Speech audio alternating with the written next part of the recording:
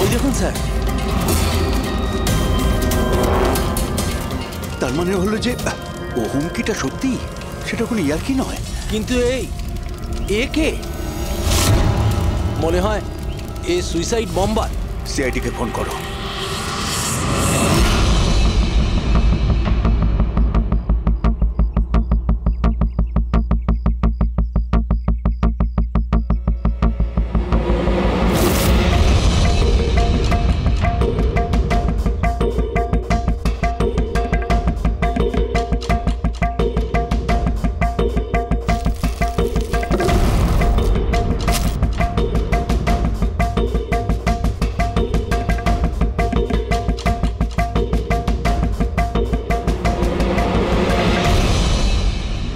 যেতে পারে এর থেকে?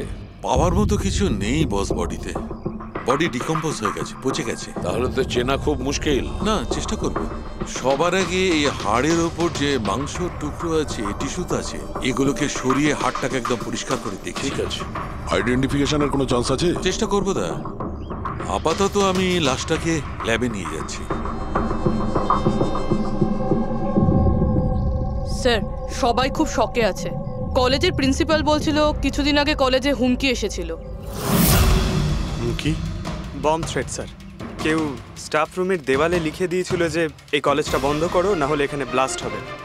পুরো কলেজটাকে উড়িয়ে দেওয়ার হুমকি, আর এত ছোট একটা ব্লাস্ট। হয়তো ওর হুমকির একটা ছোট ডেমো। কিন্তু এটা কি ধরনের বোম? সাধারণত যেখানে ব্লাস্ট হয় সেখানে লোহার গুঁড়ো পাবে, কাঁচের গুঁড়ো পাবে, পেরেক পাবে, ধারালো সব জিনিস পাবে। তার কারণ হলো যতটা সম্ভব ক্ষতি করা। ফ্রেডি, একবার দেখাও তো।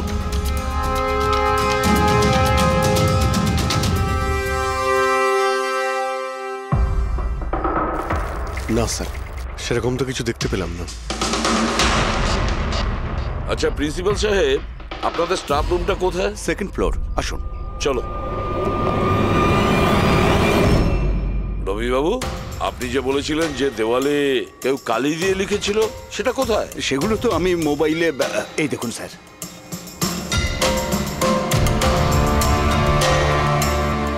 তো আপনারা তো তাড়াতাড়ি কি ছিল এই দেওয়ালটা রং করার? সমস্ত স্টাফেরা খুব ঘাবড়ে গিয়েছিল, সবাই চিন্তা করছিল, আর কলেজের পরিবেশ খারাপ হচ্ছিল। তারপর এক্সামিনের সময় এসে গেছিল, সেই জন্যই আমি মুছে দিয়েছি। কিন্তু এই পেনটা কে করেছে? ওই তো আমাদের রাম আদর্শ, আমাদের কলেজের কন্ট্রাক্টর, ওই করেছে রং। আমি ভাবলাম যে যদি এই লেখাগুলো মুছে দিই, সবাই কাজে মন দিতে পারবে। আপনি যখন এই হুমকির কথা জানলেন তখন পুলিশে গিয়ে কমপ্লেন করেননি কেন? স্যার, করেছিলাম, পুলিশ এসেও ছিল। ওনারা অনেক জিজ্ঞাসাবাদ করলেন, তারপর ওনারা বলে দিলেন হয়তো কেউ এটা দুষ্টুমি করেছে, তারপর চলে গেলেন। আপনাদের কলেজের করিডোরে সিসিটিভি ক্যামেরা লাগানো আছে না? তো চলুন আমরা গিয়ে দেখি ভিডিও ফুটেজটা, জানা যাবে কে এসেছিল ভেতরে। আমরা ফুটেজ দেখেছি স্যার। কি দেখেছেন? যত লোক বাইরে থেকে ভেতরে এসেছিল আর গিয়েছিল, তারা হয় প্রফেসর বা স্টাফেরা, বাইরের তো কোনো লোকই আসেনি। কারণ যদি হুমকি দেওয়ারই হয় তো সে স্টাফ রুমে কেন লিখতে যাবে? আপনার রুমেও লিখতে পারতো, বা কলেজের যে মেন গেট রয়েছে সেখানেও সে লিখতে পারতো। এখানেই কেন লিখলো? দেখুন রবিবাবু, কেউ না কেউ তো ভেতরে এসেছিল।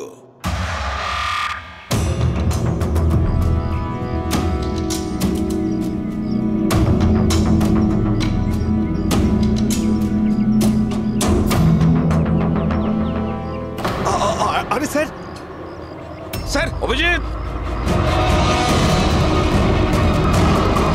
অভিজিৎ, কি করছো তুমি?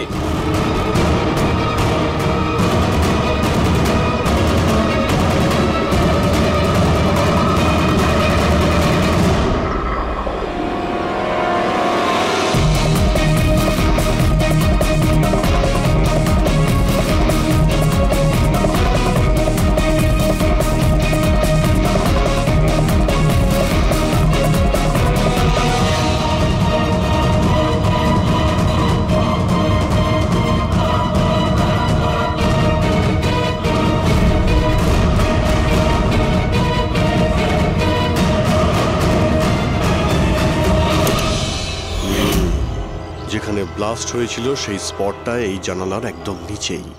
আর এই জানালাটা স্টাফ রুমের একদম পাশে, আর জানালার ঠিক লাগোয়া হলো এই বেঞ্চ।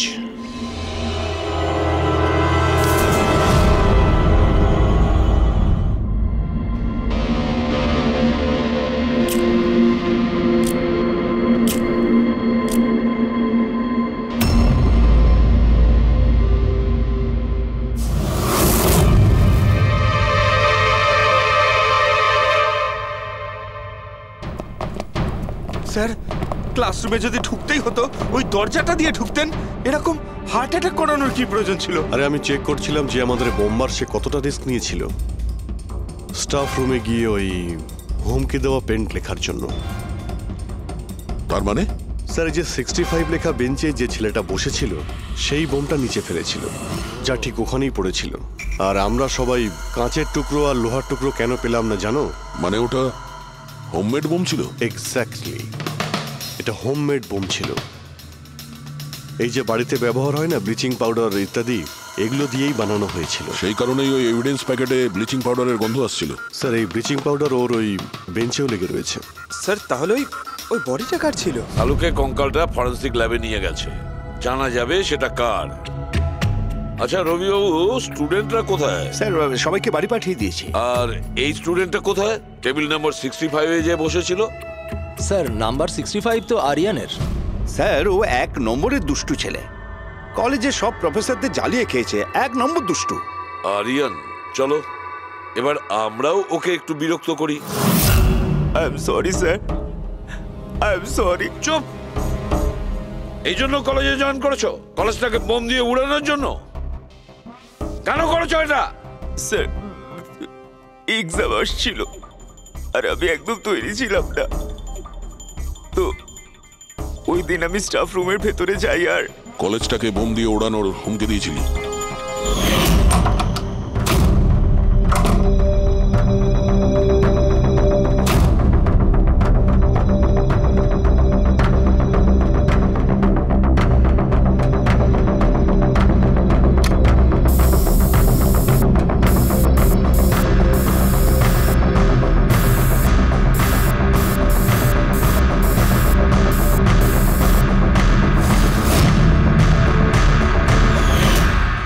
ভেবেছিলাম যে এতে কলেজ ম্যানেজমেন্ট ভয় পেয়ে যাবে আর এক্সামকে পোস্টপোন করে দেবে, যাতে আমি আরেকটু সময় পেয়ে যাই তৈরি হতে। আচ্ছা, এইসব বোম টোম বানানো তুমি কোথা থেকে শিখেছো? স্যার, ইন্টারনেট থেকে শিখেছি। ওখানেই সব ইনফরমেশন পাওয়া যায়। স্যার, ওখান থেকে যে কেউ বোম বানানো শিখতে পারে। আমিও তাই করেছিলাম। আর এক্সামের দিন ক্লাসরুমে আমি এক্সাম শুরু হওয়ার আগে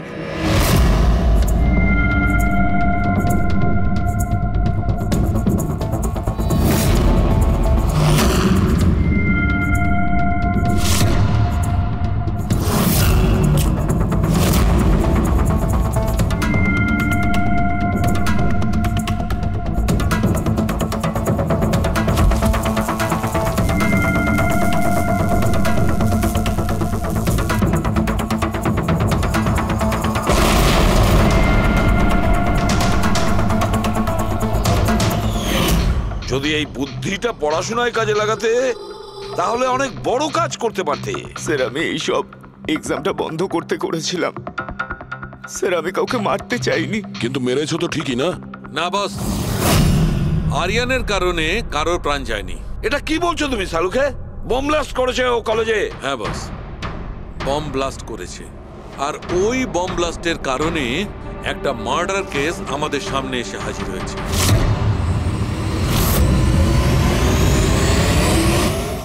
এটা কি বলছো তুমি শালুকে? বোম ব্লাস্ট করেছে ও কলেজে? হ্যাঁ বস, বম ব্লাস্ট করেছে। আর ওই বম ব্লাস্টের কারণে একটা মার্ডার কেস আমাদের সামনে এসে হাজির হয়েছে। বস, যেখানে আমরা ওই ব্লাস্ট সাইটের পাশে কঙ্কাল পেয়েছিলাম, ওই কঙ্কালটা আসলে 22 থেকে 24 বছর বয়সের একটা ছেলের লাশ, যার মৃত্যু আজ থেকে 2 বছর আগে হয়েছিল। কি 2 বছর আগে? হ্যাঁ, এটা তো ভালোই হয়েছে। এর বমের কারণে ওখানে ব্লাস্ট হয়েছে আর লাশ বেরিয়ে এসেছে। নাহলে তো জানতেই পারতাম না একটা লাশ ওখানে পোঁতা রয়েছে। আর মৃত্যু হয়েছে কি করে? এটা বলা খুব কঠিন ব্যাপার বস। কোনো এভিডেন্স নেই, শুধু হাড়। আর ওই হাড়ের ওপর না কোনো বুলেটের চিহ্ন আছে, না কোনো ছুরির চিহ্ন আছে, কিচ্ছু নেই। কিন্তু আপনার গাট ফিলিং কি বলছে? অভিজিৎ, এই ধরনের কেসে গার্ড ফিলিং কোনো কাজ করে না। যা কিছু হতে পারে বস। হতে পারে কেউ ওর গলা টিপে দিয়েছে, কেউ ওকে বিষ দিয়ে মেরেছে, অথবা এটাও হতে পারে যে কেউ ওকে জীবন্ত জমির মধ্যে পুঁতে দিয়েছে। কিন্তু বস, এত কিছু সত্ত্বেও একটা সাফল্য পাওয়া গেছে। কি? এই দেখো, এইটা।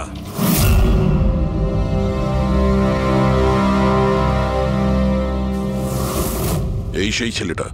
হ্যাঁ স্যার, এই কলেজে প্রিন্সিপাল হবার আগে আমি কেমিস্ট্রি টিচার ছিলাম। সব ছাত্রছাত্রীদেরই আমি পোক করতাম যাতে কেমিস্ট্রিতে তাদের রুচি আসে, কিন্তু একে কখনো আমায় পোক করতে হয়নি, কারণ প্রথম থেকেই এর কেমিস্ট্রির প্রতি নজর ছিল। খুব ব্রিলিয়েন্ট ছিল স্যার। আর্থ ন্যাশনাল কেমিস্ট্রি অলিম্পিয়াড অ্যাওয়ার্ড 2015, 2 বছর আগে। আগে হ্যাঁ, আমরা এই অ্যাওয়ার্ড পেয়েছিলাম। আর শালুখের কথা অনুযায়ী ওর মৃত্যু 2 বছর আগে হয়েছিল। আপনাকে কেউ কিছু বলেনি যে ও চলে গেছে, ও নিখোঁজ হয়ে গেছে? পুলিশের রিপোর্ট তো নিশ্চয়ই করেছে। না স্যার, আমাকে কেউ কিন্তু বলেনি। কে যেন বলেছিল এর আর ওর বাবার মধ্যে কোনো বনিবনা ছিল না, তাই বাড়ি ছেড়ে চলে আসে। তবে খুবই ব্রিলিয়েন্ট ছেলে ছিল স্যার, পড়ায় খুবই মনোযোগ ছিল। আরে আমাদের কলেজের কেমিস্ট্রি ল্যাবে অ্যাসিস্ট্যান্টের কাজও করত, আর তাতে যা টাকা পেত সেগুলো খরচ করতো না, সবই সঞ্চয় করত। কোনো বিশেষ জিনিসের জন্য ও টাকা জমাতো? ও বলতো যে আমি কোনো এনজিওর সাথে মিলে দুস্থ মানুষদের সাহায্য করব। হ্যালো স্যার, মাইসেলফ প্রণব, কলেজের চেয়ারম্যান আর লোকাল কর্পোরেটর। ইন্সপেক্টর, আমি এসব কি শুনছি যে এই যে ব্লাস্ট হয়েছে সেটা সুইসাইড বম্বারের কাজ? না, কোনো সুইসাইড বোম অ্যাটাক হয়নি, বরং একটা খুন হয়েছে। খুন? আগে হ্যাঁ, আর সেই খুনটা 2 বছর আগে হয়েছিল। আপনারই এক স্টুডেন্ট ছিল আর্থ, ওকেই খুন করা হয়েছিল। গড। ইন্সপেক্টর প্লিজ, আমাদের স্টুডেন্টের ওপর এর একটা খারাপ প্রভাব পড়ছে, আর আমি কলেজটা খুব তাড়াতাড়ি আবার খুলতে চাই। So please I request you, এই কেসটা যত তাড়াতাড়ি সম্ভব সলভ করুন। আমরাও এটাই চাই। Thank you. অ্যান্ড ইয়েস, আপনাদের কোনো রকমের কোনো সাহায্যের প্রয়োজন হলে একটুও দ্বিধাবোধ করবেন না, আমি যা করতে পারি করব। আপাতত শুধু ওর বাড়ির ঠিকানাটা দিলেই হবে। স্যার, আমার মনে হয়েছিল ও আমার উপর রেগে আছে, আমার উপরে অভিমান করেছে। হয়তো রাগ কমে গেলে নিজের থেকেই বাড়ি ফিরে আসবে, কিন্তু কি করে জানো সেও? কিন্তু আমরা শুনেছি যে আপনাদের মধ্যে সবসময় নাকি কোনো না কোনো ঝামেলা হতো। হ্যাঁ স্যার, এখন রিয়েলাইজ করতে পারছি যে বেশিরভাগ ভুল আমিই করেছিলাম। আমি নিজেকে একজন ভালো বাবা করে তুলতে পারিনি। ও ঘর ছেড়ে কবে গেছিল আপনার মনে আছে? 12ই আগস্ট 2015। বলেছিল কলেজ যাচ্ছে, তারপর আর ফিরে এলো না। আপনি আপনার ছেলের বন্ধু বান্ধবদের জিজ্ঞাসাবাদ করেননি? হ্যাঁ স্যার, করেছিলাম, কিন্তু ওরা কিছু বলতে পারলো না। পুলিশে নিশ্চয়ই কমপ্লেন লিখিয়েছিলেন? প্রত্যেকটা স্টেটের খবরের কাগজে ওর হারিয়ে যাওয়ার খবর ছাপিয়েছিলাম, কিন্তু তাতেও কিছু হয়নি। আমরা ওর রুমটা কি একবার দেখতে পারি? স্যার, ও চলে যাওয়ার পর থেকে ঘরটা বন্ধই রেখে দিয়েছিলাম। যদি আপনারা মনে করেন যে এখান থেকে কিছু নিলে ওর খুনিকে ধরা সম্ভব হবে, তাহলে প্লিজ প্লিজ আপনারা নিতে পারেন। এসব কেমিস্ট্রির বই, আমরা তো কিছু বুঝতেই পারবো না এর। ডক্টর সালুকে স্যারকে পাঠিয়ে দিই, যদি উনি কিছু বলতে পারেন। আচ্ছা, এই যে ফটোগ্রাফটা আছে এইখানে, কলেজের প্রিন্সিপাল স্যারের সঙ্গে যে 4 জন আছে এইখানে, এদের সবাইকে চেনেন আপনি? হ্যাঁ, এরা ওর ছোটবেলাকার বন্ধু। তুষার, লোকেশ, বীর, খুশি, ওরা সব কলেজে একসাথেই পড়তো আর খুব ভালো বন্ধু ছিল। আচ্ছা, এদের সঙ্গে একবার দেখা করি। এদের অ্যাড্রেস দিন তো আমায়। হ্যাঁ,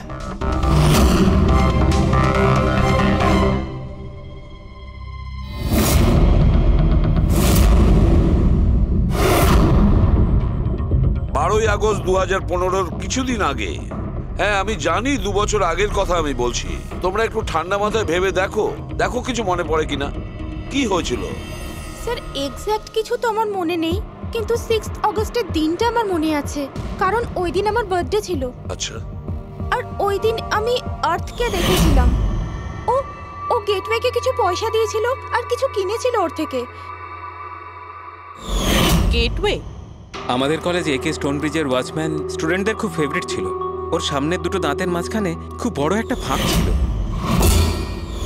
এই জন্যই আমরা ওকে গেটওয়ে অফ স্টোনব্রিজ বলে ডাকতাম। এমনি তো ওর আসল নাম কি ছিল? জানি না স্যার, আমরা কোনোদিন কোনোরকম ভাবে ওকে জিজ্ঞেস করিনি ওর নাম কি ছিল। হ্যাঁ স্যার, আমরা ওকে শুধু গেটওয়ে বলেই ডাকতাম। আর কিছু মনে আছে? হ্যাঁ স্যার, 6 অগস্টের কদিন বাদে আমি আর্থকে গেটওয়ের সঙ্গে ঝগড়া করতে দেখেছিলাম।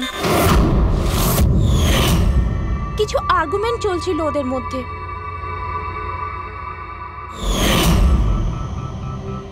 ঠিক আছে, তোমরা যেতে পারো, যদি দরকার পড়ে তোমাদের আবার ডাকবো।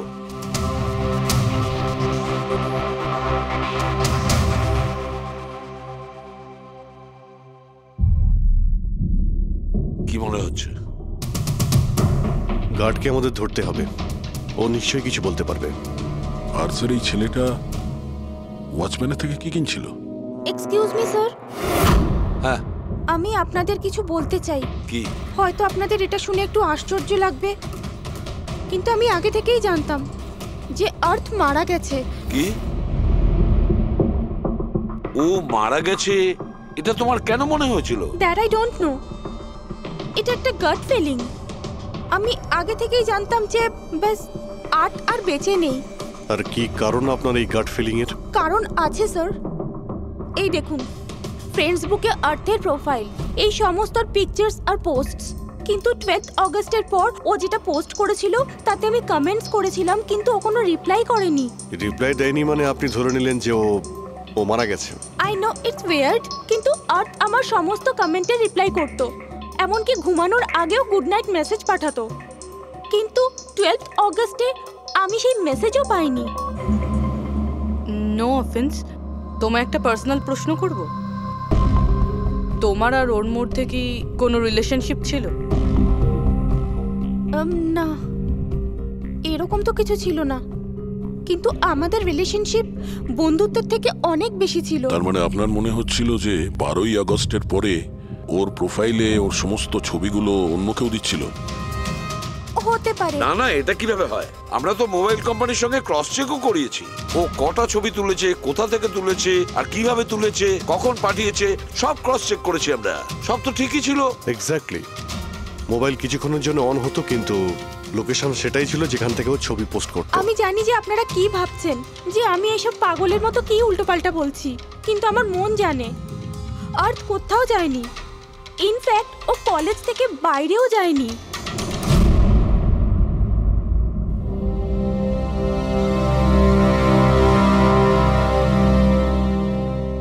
স্যার।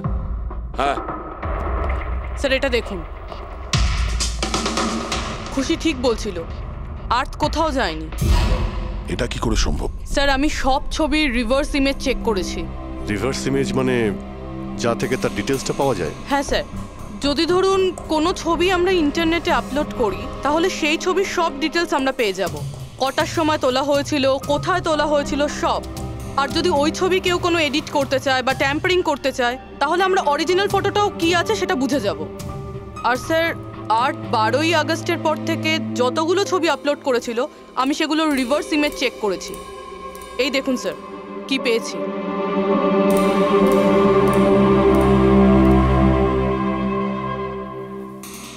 ছবি তো একই, সেম লোকেশন, সেম টাইম, শুধু ওর জায়গায় অন্য কেউ দাঁড়িয়ে আছে।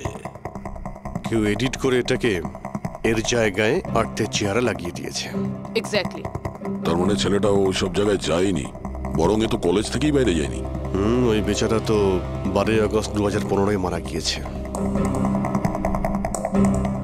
কিন্তু ওকে কে খুন করতে পারে?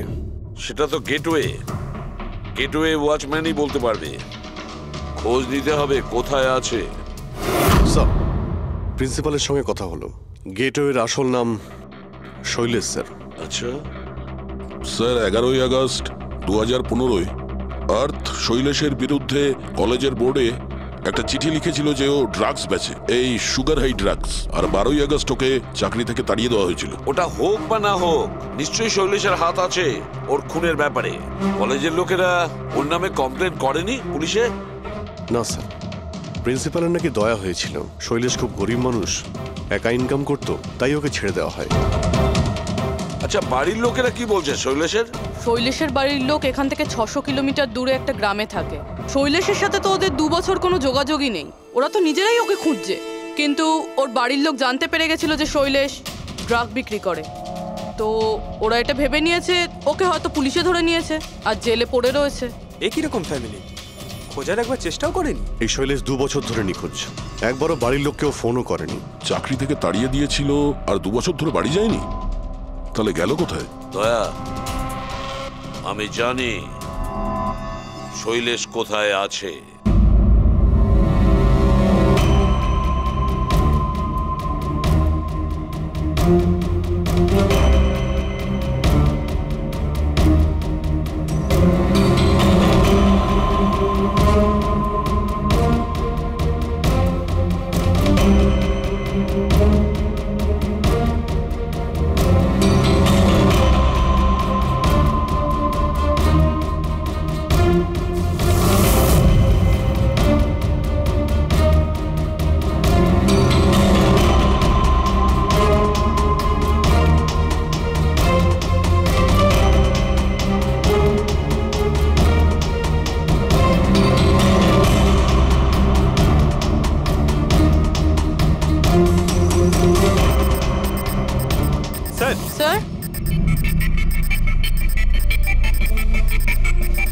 স্যার, পেয়ে গেছি।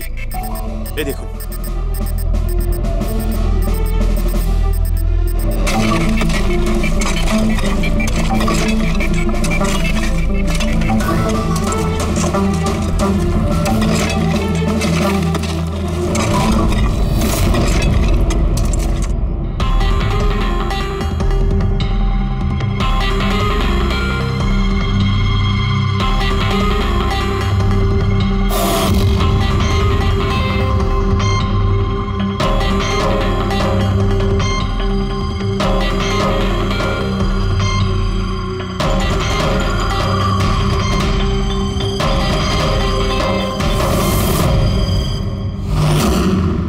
লাশটা তো পুরোপুরি কঙ্কাল হয়ে গিয়েছে।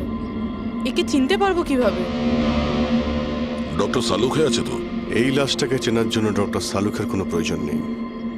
এই কঙ্কাল নিজেই তার পরিচয় বলে দিচ্ছে। এই দেখো, এর দাঁতের মাঝখানে গ্যাপ আছে। কলেজের ওয়াচম্যান শৈলেশ কুমার। স্যার, আশ্চর্য ব্যাপার, পার্কিং লটে দুটো লাশ পাওয়া গেল আর কেউ এটার ব্যাপারে কিছু জানেই না। You are right. কারোর তো এটা জানা উচিত ছিল। তার তো অবশ্যই জানা উচিত যে পার্কিং লটের ফ্লোর বানিয়েছে।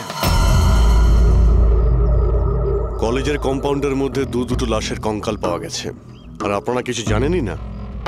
কি না স্যার। আচ্ছা, যে পার্কিং লটের যে কাজ হয়েছে এখানে, মানে এই মেঝে বা এই সব কিছু, এগুলো কবে হয়েছিল কিছু বলতে পারবেন?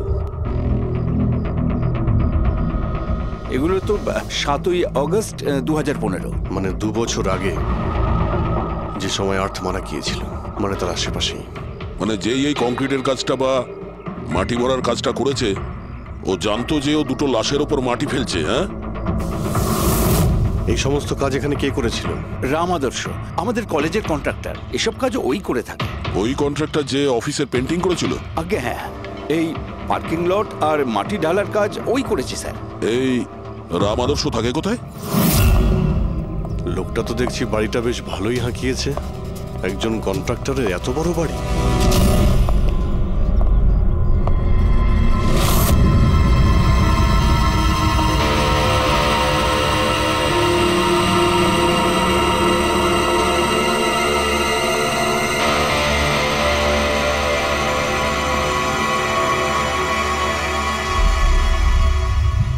আচ্ছা দাদা, এটা কি করে হলো? কি আর বলবো বাবা, আমার তো আর জীবনের প্রতি মায়া দয়াই নেই। দেখো না, কালকেই কত হাসি ঠাট্টা করছিল মাদার, আর কালকেই হঠাৎ একটা অ্যাক্সিডেন্টে প্রাণ চলে গেল। অ্যাক্সিডেন্ট? অ্যাক্সিডেন্ট? আগে আর্থ আর শৈলেশ মরেছিল, এখন এই রাম আদর্শ। একমাত্র এই ছিল যে এই কেসের শেষ সাক্ষী। এটা কারো প্ল্যান মনে হচ্ছে বস। আর এটা তো কোনো কাকতালীয় হতে পারে না। মনে হচ্ছে কেউ জেনে গেছে যে আমরা এই কেসটাকে ইনভেস্টিগেট করছি, নিজের জীবন বাঁচানোর জন্য রাম আদর্শকে মেরে দিল।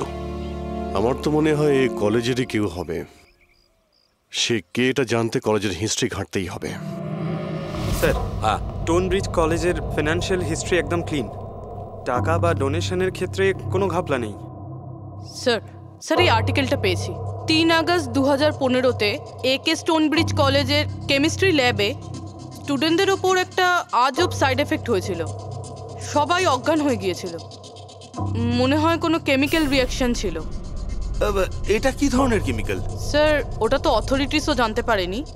সবাই এটাই মেনে নিয়েছিল যে কোনো একটা স্টুডেন্ট হয়তো দুটো কেমিক্যালকে একসাথে মিলিয়ে ফেলেছিল। কেমিক্যাল রিঅ্যাকশনের এত স্ট্রং এফেক্ট যে সেটা পুরো ল্যাবে ছড়িয়ে পড়ে।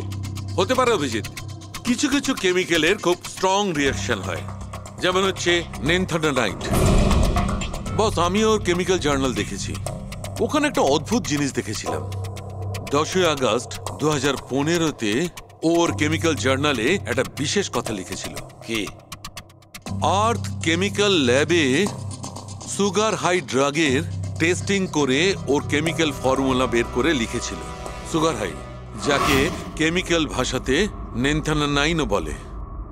এটা একটা বিশেষ ধরনের ড্রাগ যেটা একটা অদ্ভুত নেশা সৃষ্টি করে। কিন্তু এই আর্থ সুগার হাইয়ের টেস্টিং করছিল কেন? 1 মিনিট, এগুলো আমরা নোট করি। 3 আগস্ট 2015 স্টোনব্রিজ কলেজের স্টুডেন্টরা অজ্ঞান হয়ে গিয়েছিল। 6 আগস্ট 6 তারিখ খুশি আর্থকে শৈলেশের সঙ্গে সুগার হাই ড্রাগ কিনতে দেখে ফেলেছে। 7 আগস্ট কলেজের পার্কিং লট তৈরি হয়, কনস্ট্রাকশন শুরু হয়। 10 আগস্ট আর্থ সুগার হাই কেমিস্ট্রি ল্যাবরেটরিতে টেস্ট করে। 11 আগস্ট আর্থ কলেজ বোর্ডকে জানিয়েছিল শৈলেশ কলেজে ড্রাগস বিক্রি করে। 12 আগস্ট 2015 শৈলেশকে চাকরি থেকে বরখাস্ত করা হয়। আর ওই দিনেই, মানে 12 আগস্টের দিনেই আর্থকে খুন করা হয়।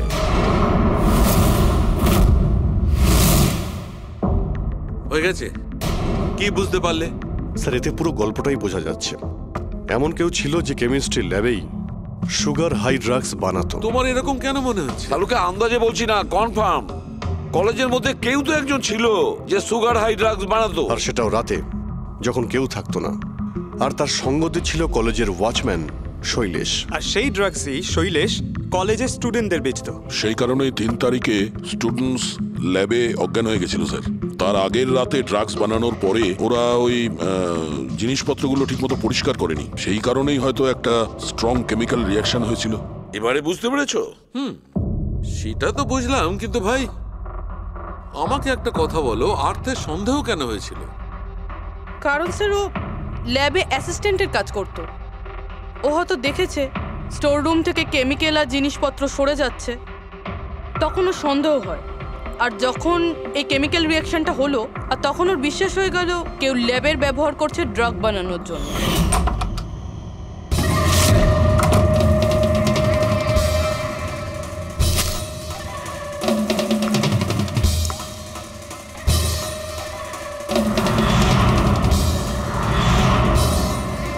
তারপর 10 তারিখে আর্থ ল্যাবে সুগার হাইয়ের টেস্ট করেছিল, এইটা জানার জন্য যে ওগুলো সত্যি সত্যি ড্রাগস কিনা। তারপর টেস্টের পরে টেস্টের সমস্ত ডিটেল ও একটা রিপোর্টে লিখে নিল। যখন ওর জানতে পারলো যে এই সুগার হাই একটা ড্রাগস, তখন ও কলেজ বোর্ডকে একটা চিঠি লিখেছিল। যখন এই কথা ওই ড্রাগ বানানোর লোকেরা জানতে পারলো, তখন ওরা ভয় পেয়ে গেছিল কে এই আর্থ ওদের কাছে পৌঁছে যাবে, সেই কারণে আর্থকে মেরে দিয়েছিল। তারপরে স্যার শৈলেশকে মারে, যাতে ওর কোনো উইটনেসই না বেঁচে থাকে।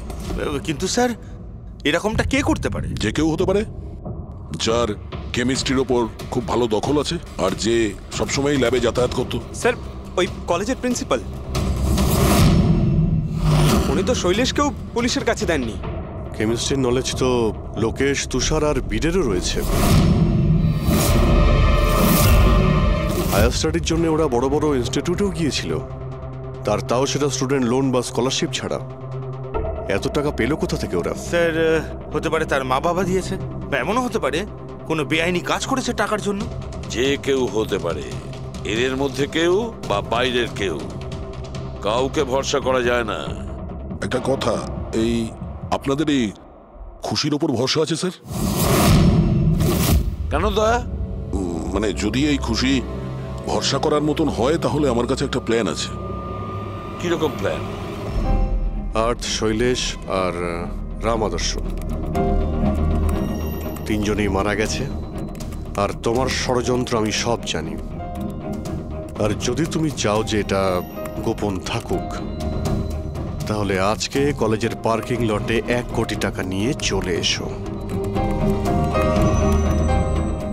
এই মেল পড়ে খুনি খুব ঘাবড়ে যাবে, এটা মনে করে যে কেউ তো আছে যে ওর আসল ব্যাপারটা জানে। স্যার আই এম শিওর আজ রাতেও নিশ্চয়ই আসবে।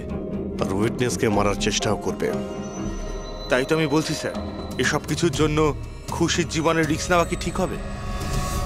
যদি অচেনা কাউকে দেখে খুনি ওখানে না আসে।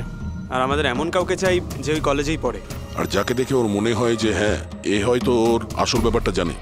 খুশি, তুমি একদম ভয় পাবে না, আমাদের টিম ওখানে থাকবে। ওকে, কিচ্ছু হবে না তোমার। এটা জিপিএস মাইক্রোচিপ, তুমি এটা তোমার কাছে রাখবে, আমরা তোমাকে ট্র্যাক করতে থাকবো।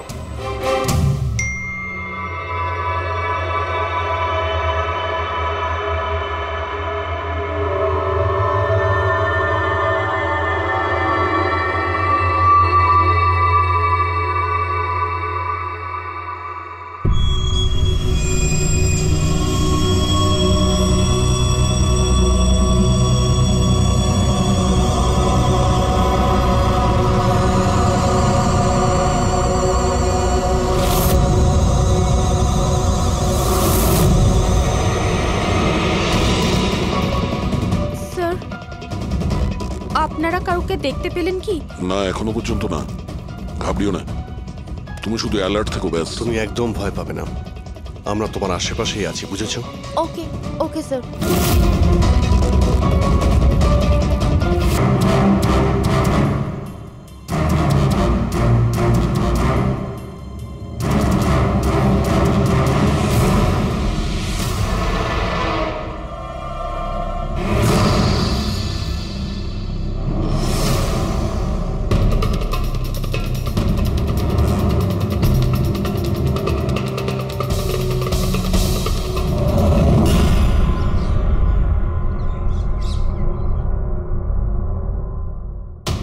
স্যার খুনি মেল পড়েও আসেনি?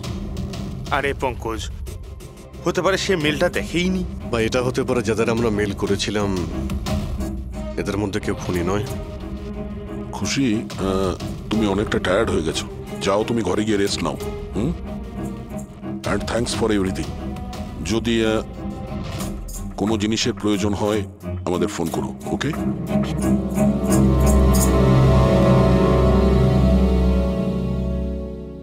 ভাই এরকম হতেই পারে না যে ওরা মেল পাওয়ার পরে ওখানে চেক করতে আসবে না। রবি, লোকেশনটা ভালো করে চেক করো, যেখানে খুশি ছিল তার আশপাশে আর কে কে ছিল। এই রাম আদর্শের ডিটেলসও চেক করতে হবে, এত বড় লোক কি করে হলো। খুনিকে ব্ল্যাকমেল করছে হয়তো। ব্ল্যাকমেল যদি করেই থাকে তো ওর টাকা কোথা থেকে আসতো? ফ্রেডি, ওর অ্যাকাউন্টটা ভালো করে চেক করো, দেখো ওর কাছে টাকা কোথা থেকে আসতো। স্যার পেয়ে গেছি, কাল রাতে তুষার, লোকেশ আর বীরের লোকেশন কলেজের আশেপাশেই ছিল। মানে এরা তিনজন মিলে ড্রাগস বানাচ্ছিল? এদের সবার ডিটেলসটা বের করো পঙ্কজ। কিন্তু স্যার এরা যদি ওখানেই থেকে থাকে তাহলে পার্কিং লটে এলো না কেন? দেখতে এসেছিল হয়তো যে ওদের ব্ল্যাকমেল কে করছে।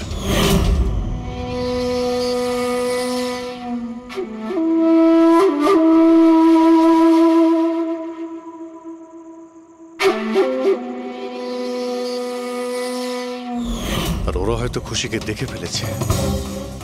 ওকে কেউ মেরে ফেলতে পারে। ফোন করো ওকে।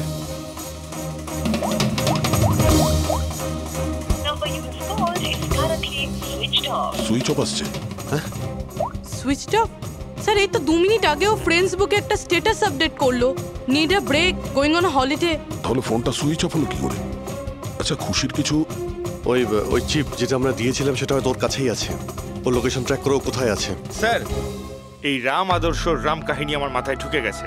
2রা আগস্ট 2015-র পরে ও একটার পর একটা বড় বড় গভর্নমেন্ট প্রজেক্ট পেতে থাকে এবং তার ফলেই ও আজকে এত বড় লোক।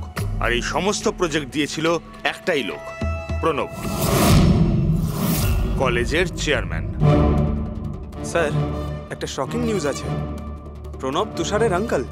মাই গড, এর মানে হলো তুষার আর তার বন্ধুরা এই কলেজে ট্রাক বানাচ্ছে আর প্রণব ওদের প্রশ্রয় দিচ্ছে। আর এখন ওরা খুশিকে মারতে চাইছে। স্যার, স্যার খুশির লোকেশন খুঁজে পেয়েছি।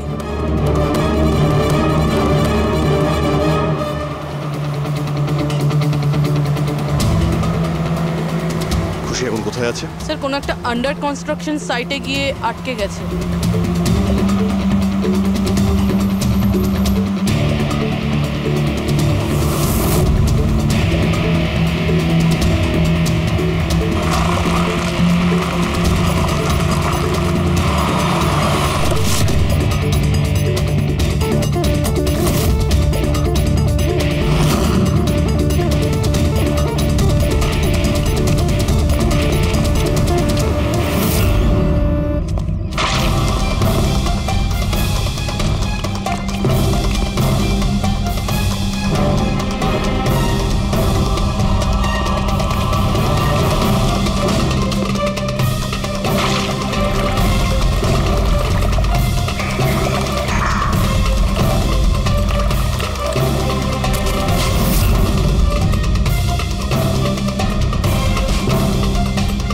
একদম টাটকা সিমেন্ট।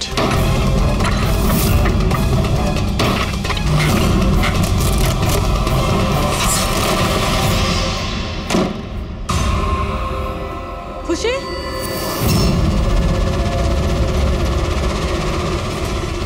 খুশি? খুশি? স্যার, স্যার এ বেঁচে আছে।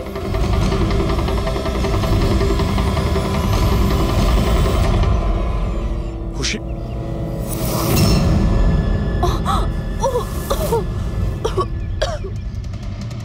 ওরা হয়তো বেশি দূর যেতে পারেনি। ওদের ফটো সমস্ত পুলিশ স্টেশনে পাঠিয়ে দাও, ধরা পড়ে যাবে। 3টেকে তো পরে দেখবো, আগে ওই লোকটার ঘাড় ধরি যার হাত এদের মাথার উপরে আছে। প্রণব। ঠিক আছে।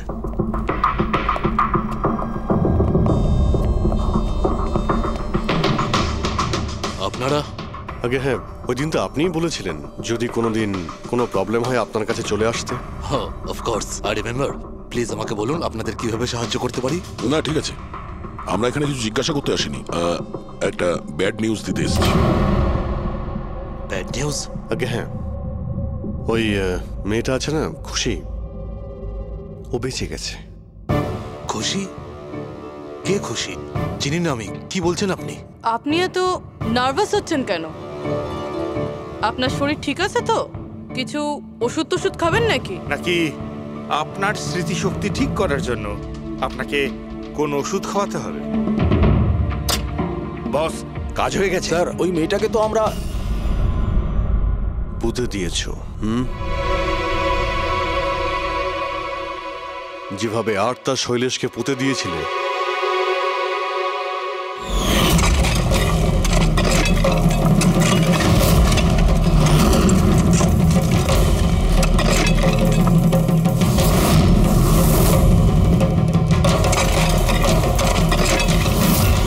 অন্তত ওই জুতোর থেকে ওই সিমেন্টগুলো তো পরিষ্কার করে নিতে, যার নিচে ওই মেয়েটাকে কবর দিয়েছো। হ্যাঁ, আর ওকে আমরা বাঁচিয়েও নিয়েছি। বলুন প্রণব বাবু, কিছু বলবেন আপনি? আমি অনেক টাকা কামাতে চেয়েছিলাম, আর তার জন্য সব থেকে সহজ উপায় ছিল ড্রাগস। আর আজকালকার ছেলে মেয়েদের এই নেশা করতে বেশি সময় লাগে না। আর তারপর আমি ড্রাগস বাইরে থেকে নিয়ে এসে আমার স্টুডেন্টদের বিক্রি করতে চাইনি। এই জন্য আপনি নিজেই ড্রাগস বানানো শুরু করে দিলেন এই কলেজের ল্যাবে। আর ওগুলো বিক্রি করার দায়িত্ব দিয়ে দিলে ওয়াচম্যান শৈলেশকে। আর আর্থ যখন তোমার সত্যিটা জানতে পেরে যায় তখন তুমি ওকে মেরে ফেলো। আর শৈলেশকেও মেরে দিয়েছেন যাতে কোনো উইটনেস না থাকে। হ্যাঁ, তোমার কি মনে হলো আর্থের ফোনটাকে এখানে ওখানে পাঠিয়ে দিলেই পুলিশ বোকা বনে যাবে? হ্যাঁ, তোমাদের মধ্যে সেই মহান ব্যক্তিটি কে যে আর্থের মোবাইল নিয়ে ভারত ভ্রমণ করতে বেরিয়েছিল? ও, সেটা তুমি ছিলে? হ্যাঁ, সোশ্যাল মিডিয়াতে ফটো আপলোড করার খুব শখ না তোমার? অনেক শহর তুমি ঘুরেছ, কিন্তু আসামি যতই ঘুরুক শেষে তাকে একটাই জায়গায় আসতে হয়, জেল। তোমরা তিনজন সেখানেই যাবে। আর খুব তাড়াতাড়ি তোমার ভাইপো তুষার আর তার দুজন সঙ্গী লোকেশ আর বীর ওরা ওখানে চলে আসবে। হ্যাঁ,